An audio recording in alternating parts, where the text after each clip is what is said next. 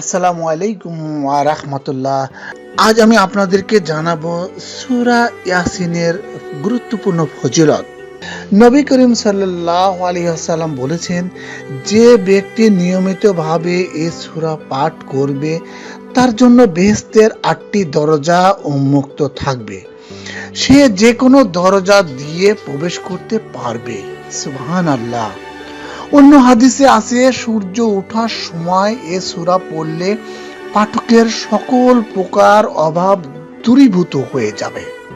বর্ণিত আছে, রাতে শোয়ার পূর্বে এ সূরা পড়ে শুইলে নিষ্পাপ অবস্থায় ঘুম থেকে জাগ্রত হবে।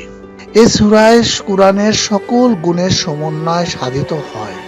এজন্য নবী করিম সাল্লাল্লাহু আলাইহি ওয়াসাল্লাম এ সূরাকে কুরআন মজিদের অন্তর বলে আখ্যায়িত করেছেন।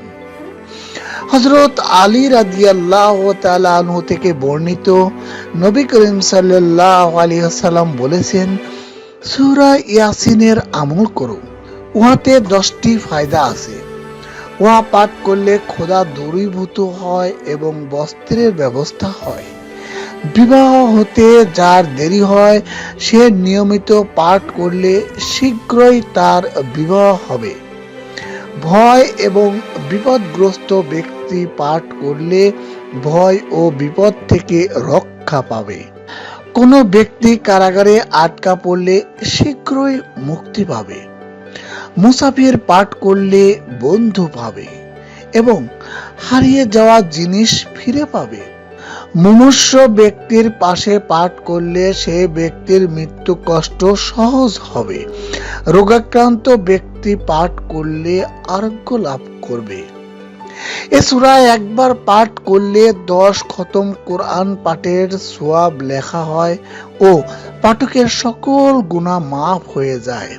সুবহানাল্লাহ। প্রিয় দর্শক, আসুন আমরা সবাই সূরা ইয়াসিনের আমল করি। আমাদের দিন দুনিয়া ও আখিরাতকে উজ্জ্বল করি। যারা আমার চ্যানেলটিতে নতুন এসেছেন অবশ্যই সাবস্ক্রাইব করবেন, লাইক করবেন এবং শেয়ার করবেন, যেন নতুন কোনো ভিডিও আপলোড দেওয়ার সঙ্গে সঙ্গে সবার আগে নোটিফিকেশন পৌঁছে যায় আপনার কাছে। আল্লাহ হাফেজ।